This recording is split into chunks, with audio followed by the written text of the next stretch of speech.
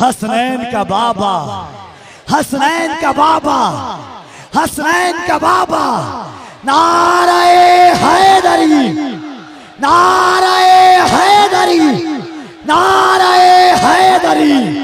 کیا شان کیا مقام ہے آل رسول کا، ہر تاجور غلام ہے آل رسول کا۔ کاندھے پہ مصطفیٰ نے بٹھا کر بتا دیا، دل توڑنا حرام ہے آل رسول کا۔ جو دین اب ہے 1440 سال کا، احسان اس پہ خاص ہے زہرا کے لال کا۔ بہت مختصر سے وقت میں کچھ معروضات پیش کرنے کی سعادت حاصل کی جائے گی۔ جس آیہ کریمہ کی تلاوت کی گئی ہے، اللہ تبارک و تعالی اس کے متعلق مجھے حق کہنے اور آپ سب کو حق سن کر اس پر عمل کرنے اور اسے عام کرنے کی توفیق عطا فرمائے۔ اس دنیا کے اندر ہم لوگ شب و روز گزار رہے ہیں۔ اللہ رب العزت نے سب کو نعمتیں عطا کر رکھی ہے۔ اللہ پاک نے کوئی ایسا بندہ نہیں جس کو محروم کیا ہو، سب کے پاس نعمت موجود ہے۔ اگر آپ اندازہ کریں، کسی کے پاس دولت ہے تو سونے پر سہاگا ہے، لیکن اگر بالفرض دولت نہ بھی ہو تو اللہ نے انسان کو اتنا دولت مند کیا ہے کہ اگر انسان اس پر شکر کی نظر ڈالے تو ہزاروں نہیں بلکہ کروڑوں سجدے انسان کی پیشانی کے اندر مچلتے ہوئے نظر آتے ہیں۔ یاد رکھنا، یہ نوٹوں پر چھپی ہوئی جسے ہم دولت کہتے ہیں، صرف یہی دولت نہیں ہے بلکہ یہ دولت تو نچنیوں کو بھی مل جاتی ہے، یہ دولت تو بھیک منگوں کو بھی مل جاتی ہے، جس کو اصل میں لوگ دولت کہتے ہیں۔ لیکن حقیقت میں وہ دولت جو کمائی نہیں جا سکتی، جو خریدی نہیں جا سکتی، جو بیچی نہیں جا سکتی، جو بچائی بھی نہیں جا سکتی، جو لٹائی بھی نہیں جا سکتی، وہ کون سی دولتیں ہیں؟ مثال کے طور پر ہمارے ماتھوں میں دو آنکھیں دیکھ لے، کیا یہ اللہ کی دی ہوئی دولت نہیں ہے؟ انسان کتنا مالدار ہے، انسان کتنا دولت والا ہے۔ اللہ اکبر۔ مجھے بتاؤ، جو یہ شکایت کرتے ہیں مولانا اللہ نے ہمیں کیا دیا، میں پوچھتا ہوں ان دو آنکھوں کی قیمت اگر لگانا چاہو، بتاؤ اس کی قیمت کیا ہے؟ کیا کروڑوں روپے دے کر بھی کسی کو یہ دو آنکھیں بیچو گے؟ کیا یہ دو آنکھیں کسی کو دو گے؟ نہیں نہیں۔ اپنے پورے وجود کے اندر اندازہ کرو اللہ نے ہمیں دیا کیا ہے۔ بڑی معذرت کے ساتھ جو ناشکر بدبخت یہ کہتے ہیں کہ اللہ نے ہمیں دیا کیا ہے، میں کہتا ہوں اللہ نے کیا نہیں دیا ہے۔ اللہ اکبر۔ ہر نعمت تو اللہ نے دی ہے۔ اب میں بہت زیادہ تبصرہ کرنے کی بجائے صرف اشارے کرنا چاہتا ہوں۔ دو آنکھیں اس نے عطا فرمایا، دو کان اس نے عطا فرمایا، زبان اس نے عطا فرمائی۔ جا کر کے اس انسان سے پوچھو جس کے دو سامنے کے دانت کسی ایکسیڈنٹ کے اندر ٹوٹ گئے ہیں، جب وہ آئینہ دیکھتا ہے تو اس کو ان دو دانتوں کا احساس کتنا ہوتا ہے۔ اللہ اکبر۔ بتاؤ، یہ وجود دیا، یہ سانسیں لے رہے ہو اور باہر کر رہے ہو، یہ ساری نعمتیں کس کی دی ہوئی ہے؟ اب مجھے بتاؤ، اتنا سب کچھ اللہ نے دیا لیکن مانگا کچھ نہیں، وہ تو بے نیاز ہے، اسے کچھ چاہیے بھی نہیں۔ اللہ اکبر۔ میرے آقا صلی اللہ علیہ وآلہ وسلم کے دیوانوں، لیکن خدا کی نعمتیں پانے کے بعد انسان زمین کے اوپر آ کر اللہ کو بھول چکا، اللہ کو فراموش کر چکا، اللہ کے قانون کو پیٹ کے پیچھے ڈال چکا، اللہ رب العزت کے فرامین کو پیٹ کے پیچھے ڈال چکا، اور آج انسان اپنی طبیعت کے مطابق زندگی گزار رہا ہے۔ کھاتا ہے طبیعت کے مطابق، سوتا ہے طبیعت کے مطابق، اٹھتا ہے طبیعت کے مطابق، بولتا ہے طبیعت کے مطابق، اور انسان یہ سوچ رہا ہے میں تو اپنی من کی زندگی گزار رہا ہوں، میں تو اپنی منمانی کر رہا ہوں، مجھے کون کیا کرے گا؟ مگر یاد رکھنا، دنیا کے دوسرے مذاہب کے انسان اگر یہ بات کہیں یا سوچیں تو ان کا اپنا معاملہ ہے، لیکن جنہوں نے محمد رسول اللہ صلی اللہ علیہ وآلہ وسلم کا کلمہ پڑھا ہے وہ یہ نہیں سوچ سکتا، کیونکہ ہمارے یہاں مرنے کے بعد فنا نہیں ہے، مرنے کے بعد اللہ اکبر، مرنے کے بعد ختم ہو جانا نہیں ہے، مرنے کے بعد مٹ جانا نہیں ہے، مرنے کے بعد تباہ ہو جانا نہیں ہے، مرنے کے بعد تاریکی نہیں ہے، بلکہ واللہ اس زندگی سے خوبصورت زندگی موت کے بعد کی زندگی ہے. لوگ کہتے ہیں موت کے بعد کی زندگی اس سے خوبصورت زندگی کیسے ہے؟ تو ہم ان کو بتاتے ہیں اگر کافر ہے، مرتد ہے، بے دین ہے تو اس کے لیے تباہی ہے، لیکن رسول اللہ کا وفادار ہے تو مرنے کے بعد کی زندگی کتنی خوبصورت ہے. جب تک مرتا نہیں ہے گنبد خضرا دیکھتا ہے، اور مرتا ہے تو گنبد والے کو دیکھتا ہے. نعرہ تکبیر. میرے امام کہتے ہیں جان تو جاتے ہی جائے گی قیامت. یہ ہے اب یہاں مرنے پہ ٹھہرا ہے نظارہ تیرا، اب یہاں مرنے پہ ٹھہرا ہے نظارہ تیرا. اور حضور تاج شریعت تو اور بڑھ کر بات کہتے ہیں، کہتے ہیں آپ کی طلعت کو دیکھا، جان دی، قبر میں پہنچا تو دیکھا آپ. نعرہ تکبیر، نعرہ رسالت، دیارے مدینہ کانفرنس. مومن کی موت بھی ان کو دیکھتے دیکھتے ہیں. میں آپ بہت محبت والے لوگ ہیں، لیکن اتنی چھوٹی سی عرضی اگر مان لے تو بڑی نوازش. آپ کا احسان بہت دنوں تک یاد رکھوں گا. ہاتھوں میں موبائل اگر ہے تو جیب میں رکھ لیں،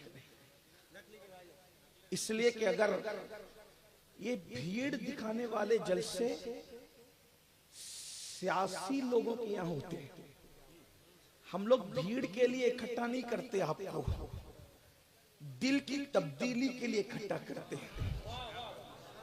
اگر بہت زیادہ لوگ بھی نہ آئیں اور دل بدلنے والے لوگ ہوں تو وہ جلسہ کامیاب ہے.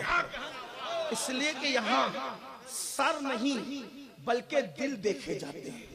تو آپ کی توجہ چاہتا ہوں، امید ہے کہ آپ سب متوجہ ہو کر ماشاءاللہ آپ نے میری بات مانی، اللہ آپ کو جزائے خیر دے.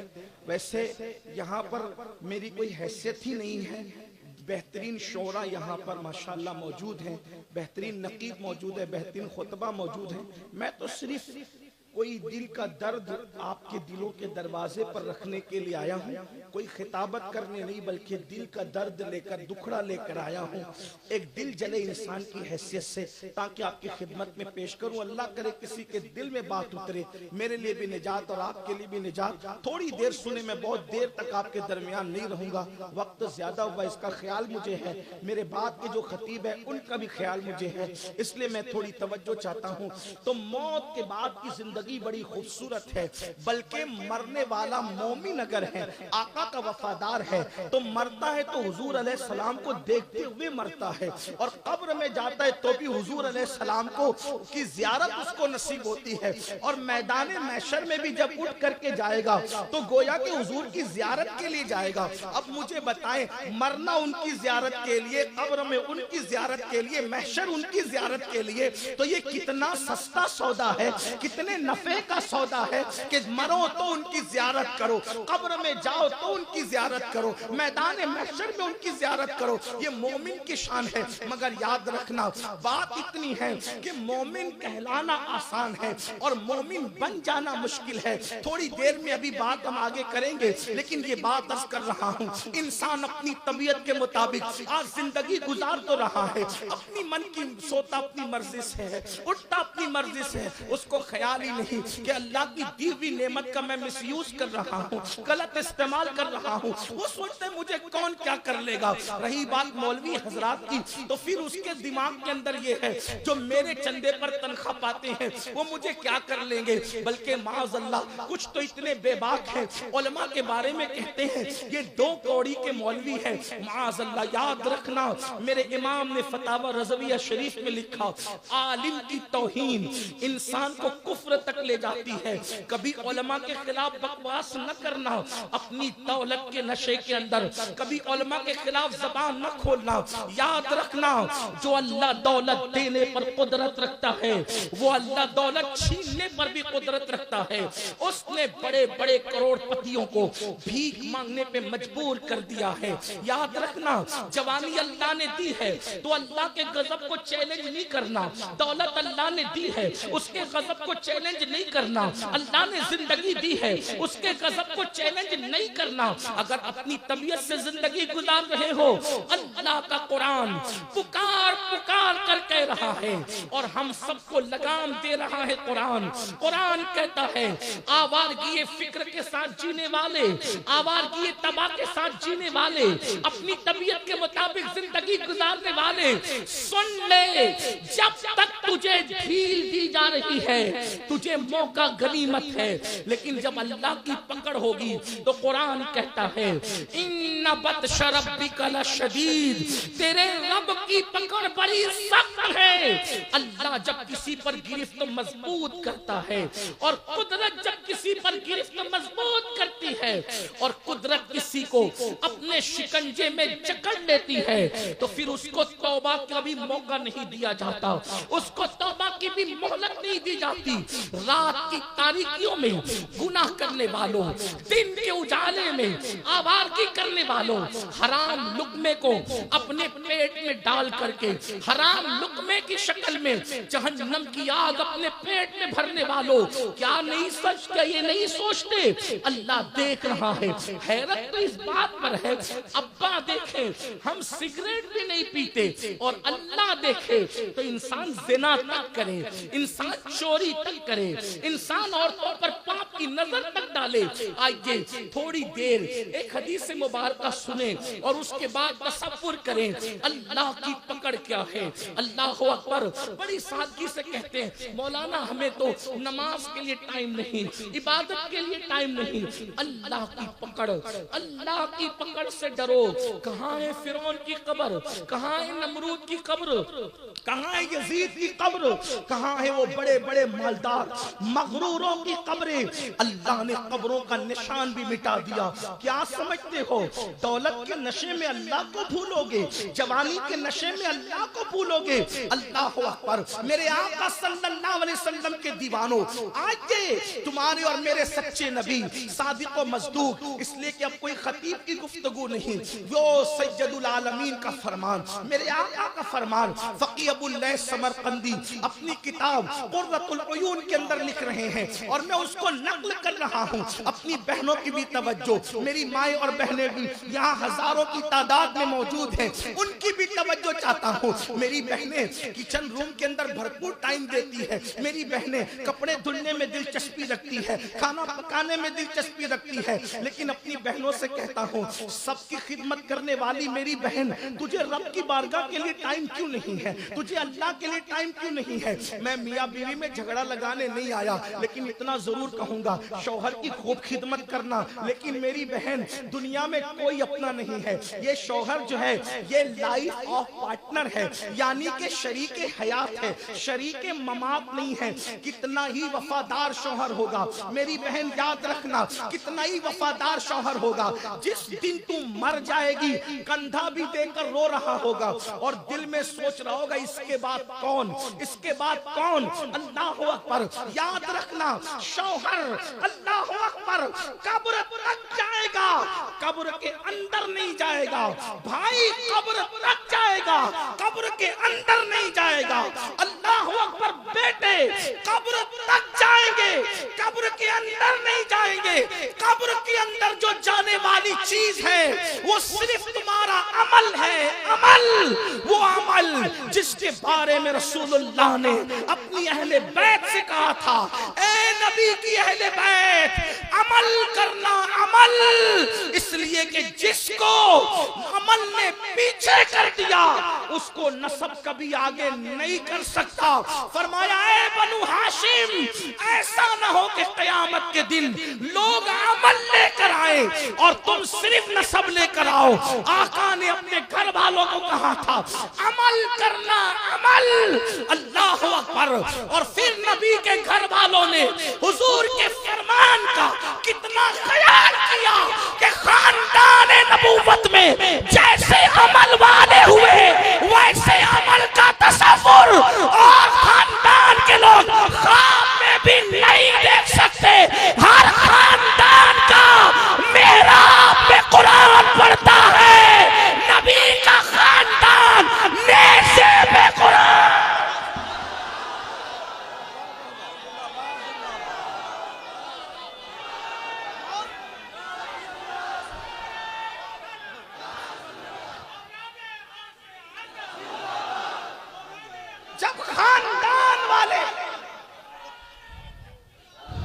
جب خاندان والے اتنے باعمل ہیں تو در والوں کو کتنا باعمل، گھر والے اتنے باعمل ہیں. لیکن یہاں حال یہ کہ در گھر والے تو لرزہ برندام ہے، نانا کی بات سن کے، بابا کی بات سن کے، اور در والے اتنے بے باک ہو گئے. کہتے ہمیں تو قرآن پوری زندگی نہ اٹھائیں گے، قرآن پوری زندگی نہ اٹھائیں گے، نہیں پڑھیں گے قرآن کبھی، اور سوچیں گے ہم جنتی نہیں تو کون. میں نے کہا جو جنتی جوانوں کا سردار تھا اس نے تعلیم دیا جو نبی والا ہوگا وہ قرآن کا دامن کبھی نہیں چھوڑ سکتا. ہمارا تعلق ہمارے جسم سے ٹوٹ سکتا ہے. امام علی مقام کا پیغام اگر 10 دن کے کربلائی ہو تو ایسے 10 دن کے رسمی کربلائیوں سے میری کوئی گفتگو نہیں ہے. کیا بات ہے. اس لیے کہ ہم 10 دن میں کپڑے بدل کر حسینی بننے والے لوگ نہیں ہیں کہ 10 دن میں کپڑے کا رنگ بدل کر حسینی ہو جائے. کپڑے کا رنگ حسینی نہیں بناتا بلکہ عمل کا رنگ حسینیت کی طرف لے کر کے جاتا ہے. 10 دن کے حسینی نہ بنو، یہ مکاری ہے. لمحے لمحے کے حسینی بنو، پل پل کے حسینی بنو، ساتھ ساتھ کے حسینی بنو. بلکہ واللہ حسینیت ایسے رگ و پے میں سما جائے کہ دنیا اگر کاٹے تو خون کا قطرہ قطرہ حسین پاک کی محبت کا نعرہ لگاتے ہوئے نظر آئے. لیکن یہ حسینیت کیا ہے؟ یہ ہاتھوں کے نعرے حسینیت نہیں ہے، یہ ہاتھوں کے کڑے حسینیت نہیں ہے، یہ زبانی دعوے حسینیت نہیں ہے. حسینیت تو یہ ہے کٹا ہوا سر قرآن پڑھ رہا ہے. آپ سے پوچھنا چاہتا ہوں نیزے پر قرآن سنانے کا مطلب کیا ہے؟ نیزے پہ قرآن کہ میرا جسم کا تعلق تو میرے سر سے کٹ سکتا ہے لیکن قرآن سے ہمارا تعلق نہیں کٹ سکتا. دیارے مدینہ کانفرنس میں آنے والوں پوچھتا ہوں قرآن سے اپنا کیا تعلق ہے؟ آپ سے پوچھتا ہوں قرآن سے کیا تعلق ہے؟ صرف آپ اپنے آپ میں سوچو. میں آپ کو ذلیل کرنے نہیں آیا، میں آپ کو کہ ہاتھ اٹھوا کے پوچھوں کہ قرآن کب پڑھا تھا نہیں. آپ کی عزت ہمارے لیے بہت قیمتی. ہمارے آقا کے امتی ہونا، میرے نبی نے اپنی امتی کی عزت کعبے سے افضل بتائی ہے. آپ میرے آقا کے غلام ہو اس لیے ہاتھ اٹھوا کے ذلیل نہیں کروں گا، لیکن اپنے من میں ڈوب کر پا جا سراغ زندگی. تو اگر میرا نہیں بنتا نہ بن، اپنا تو بن. آج سے پہلے قرآن کو کب اٹھایا تھا وہ سوچو، پڑھنے کے لیے، تلاوت کے لیے. اپنے آپ میں ڈوب کر سوچو کب اٹھایا تھا قرآن پڑھنے کے لیے. بڑی معذرت کے ساتھ اگر قرآن نہیں اٹھایا تو پھر تم اس لیے کہ ہمارے نزدیک، حالانکہ عنوان نکل آیا ہے تو بات بس کروں لیکن میرا عنوان دوسرا ہے. ہمارے نزدیک حسین صرف کسی 5-6 فٹ کی قد کی ذات کا نام نہیں ہے. ہمارے نزدیک حسین مکمل ایک نظریے کا نام ہے. قد کا نام کیونکہ کچھ شخصیت ایسی ہوتی ہے کہ وہ شخصیت نہیں ہوتی بلکہ وہ نظریہ بن جاتی ہے. امام حسین ایک نظریے کا نام ہے. ٹھیک. اور پھر پلٹ کر ایک بات اور عرض کروں، علماء کی موجودگی میں سبق سنانے کی نیت سے، یزید بھی کوئی 5-6 فٹ کے انسان کا نام نہیں ہے. صرف یزیدیت بھی ایک نظریے کا نام ہے. 2 نظریے. اگر آپ قد کو صرف حسین مانتے ہیں تو پھر کربلا کی جنگ میں جیتا کون اور ہارا کون، اس پہ سوالیہ نشان کھڑا ہو جائے گا. اگر صرف ذات مانتے ہیں تو پھر جنگ میں کون جیتا یہ ایک سوالیہ نشان کھڑا ہوگا. اگر کوئی اس پر بات کرنا چاہے تو میں کوئی مناظر تو نہیں ہوں, ایک طالب علم میں بات کر سکتا ہوں کہ جو کٹ جائے وہ کیسے جیتا, جو لٹ جائے وہ کیسے جیتا, جس کے خیمے بھی جل گئے وہ کیسے جیتا, اور جو محل میں بیٹھا وہ کیا بات ہے حضرت, وہ کیسے ہارا. تو ماننا پڑے گا کہ امام حسین صرف ایک ذات کا نام نہیں, نظریے کا نام ہے. توجہ کرنا, نظریے کا نام ہے, نظریہ ہے حسین. اور یزید بھی صرف ذات کا نام نہیں ہے, صرف ذات کا نام نہیں, نظریے کا نام ہے. تو اب جیتا کون کربلا کی جنگ میں؟ تو اپنے بیگانے سب کہتے ہیں حسین جیتے. کیوں جیتے؟ اس لیے کہ آج یزید کا نظریہ لے کر کوئی ممبر نہیں لگتا, جب بھی ممبر لگتا ہے تو نظریہ حسین لے کر سینہ تان کر میدان میں, سینہ تان کر میدان میں کوئی نظریہ یزید بیان نہیں ہوتا, سینہ تان کر میدان میں نظریہ حسین بیان ہوتا ہے. تو پتا چلا جس کا نظریہ زندہ ہے وہ بھی زندہ ہے اور وہ جیتا ہوا ہے, اور جس کا نظریہ مٹی میں مل گیا ہے وہ ہارا ہوا ہے, وہ بھی مٹی میں مل گیا ہے. لیکن ایک بات کہوں گا, آپ کس کے ساتھ کھڑے ہیں؟ آپ کس کے ساتھ کھڑے ہیں؟ اگر برا نہیں مانے تو میں مظفر پور والوں سے کہوں گا آپ کس کے ساتھ. ایک نظریہ ہے کٹ کے بھی قرآن پڑھنا, نیزے پہ قرآن پڑھنا ایک نظریہ ہے. دنیا چھوڑ دیں گے قرآن نہیں چھوڑیں گے, دنیا چھوڑیں گے قرآن نہیں چھوڑیں گے. دوسری طرف نظریہ ہے قرآن چھوڑ دیں گے شراب نہیں چھوڑیں گے. یہ دو نظریات ہیں, ایک نظریہ حسین اعظم, ایک نظریہ یزید پلید ملعون. اب آپ سے پوچھتا ہوں آپ کس کے ساتھ کھڑے ہیں؟ زبان سے نہیں پوچھوں گا, کیا سوال, پھر ہاتھ بھی نہیں اٹھواؤں گا کیونکہ آپ اس سے بہتر ہے میری نظر میں. ہاتھ نہیں اٹھواؤں گا, ذلیل نہیں کروں گا, لیکن اتنا کہوں گا آپس میں ڈوب کر سوچو, گھر جا کے سوچنا نظریہ حسینیت کے ساتھ کھڑے ہو قرآن کو لے کر, یا شراب میں ڈوب کر نظریہ یزید کے ساتھ کھڑے ہو. اگر اللہ کی جھوٹی قسم دولت کے لیے کھا رہے ہو تو حسین پاک کے ساتھ کھڑے ہو یا یزید کے ساتھ کھڑے ہو نظریاتی اعتبار سے. اگر کسی عورت پر پاپ کی نظر ڈال رہے ہو تو امام حسین کے ساتھ کھڑے ہو یا یزید کے ساتھ کھڑے ہو نظریاتی اعتبار سے. اگر سود کے دھندے چھپ چھپا کے کر رہے ہو تو امام حسین کے ساتھ کھڑے ہو یا یزید کے ساتھ کھڑے ہو نظریاتی اعتبار سے. اگر نرم نرم گدوں پہ لیٹ کر زنا کی گندی فلمیں دیکھتے ہو تو امام حسین کے ساتھ کھڑے ہو یا یزید کے ساتھ کھڑے ہو نظریاتی اعتبار سے. آپ سے پوچھنا چاہتا ہوں, یاد رکھنا میرے عزیز, حسینیت اتنی سستی نہیں ہے یا بچوں کا کھیل نہیں ہے یا کوئی جھنجھنا نہیں ہے کہ جو چائے اٹھا لے اور 2-4 گلاس شربت کسی کو حسینیت کا سرٹیفکیٹ دے دے. حسینیت کا سرٹیفکیٹ شربت کے گلاسوں سے نہیں ملتا. حسینیت کا سرٹیفکیٹ تو اتنا قیمتی ہے کہ جان لٹانے کے بعد بھی جان منتظر رہتی ہے کہ سب کچھ لٹ گیا, اب بھی بتاؤ کہ حسینیت ملی یا نہیں ملی. اسی لیے تو کہتا ہوں اللہ اکبر, لوگوں نے 14 صدیوں میں خدا ہونے کا بھی دعویٰ کیا, نبی ہونے کا بھی دعویٰ کیا, مہدی ہونے کا بھی دعویٰ کیا, مجدد ہونے کا بھی دعویٰ کیا, مفتی اور مناظر ہونے کا بھی دعویٰ کیا, لیکن 14 صدیوں میں مجھے کوئی ایسا نہیں ملتا جو حسین ہونے کا دعویٰ کرے. اس لیے کہ حسین بننا آسان نہیں ہے, حسین بننے کے لیے شبیہ مصطفیٰ کو لٹانا پڑے گا. حسین بننے کے لیے 6 مہینے کے معصوم کو تڑپانا پڑے گا.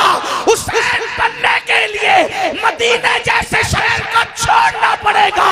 حسین بننے کے لیے خیمے بھی جلوانے پڑیں گے.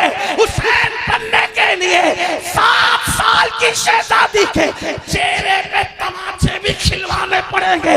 حسین بننے کے لیے لاش پہ گھوڑے بھی دوڑانے پڑیں گے. اللہ اکبر, لوگ جھوٹے نبی تو بنے, لوگوں نے جھوٹے خدا ہونے کا دعویٰ تو کیا, دیا، لیکن آج بھی لوگوں نے جھوٹا دعویٰ حسین ہونے کا بھی نہیں کیا، کیونکہ لوگ پوچھیں گے اگر تو حسین ہے لا علی اکبر کہاں ہے، اللہ اکبر، اللہ اکبر، لا علی اصغر کہاں ہے، لا سکینہ کہاں ہے، لا حسن جیسا بھائی کہاں ہے، اور لا فاطمہ جیسی امی کہاں ہے۔ نعرہ تکبیر، نعرہ رسالت، عظمت اہل بیت، ذکر امام حسین، ذکر مولا حسین، ذکر مولا حسین، یا حسین، یا حسین، یا حسین، آمد اولاد حسین۔ اور یاد رکھنا جب حسین کی امی جیسی امی نہیں آ سکتی، اس لیے کہ فاطمہ کی پیدائش کے لیے، اب توجہ فرمائیں، عنوان وہ نہیں ہے لیکن بات کروں، سیدہ کی مخدومہ کی پیدائش کے لیے بابا ہونا چاہیے محمد الرسول اللہ۔ ہاں، اب جب ویسا بابا نہیں ہو سکتا تو ویسی شہزادی نہیں ہو سکتی، اور جب ویسی شہزادی نہیں ہو سکتی تو اس کے شہزادے جیسا پھر کوئی شہزادہ نہیں ہو سکتا۔ دراصل یہ بات ہے، اس لیے آج تک لوگوں نے حسین ہونے کا جھوٹا دعویٰ، کیونکہ حسین ہونا بڑا مشکل، حسین ہونا، قربانیوں کے اوپر مسکرانے کا نام ہے حسین، اللہ کے لیے سب لٹانے کا نام، بلکہ